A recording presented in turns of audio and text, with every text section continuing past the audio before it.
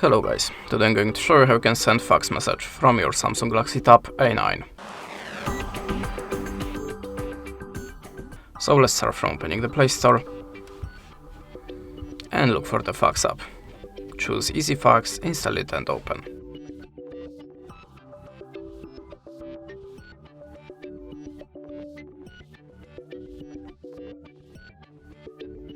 To show again this free credits banner, you have to restart the application.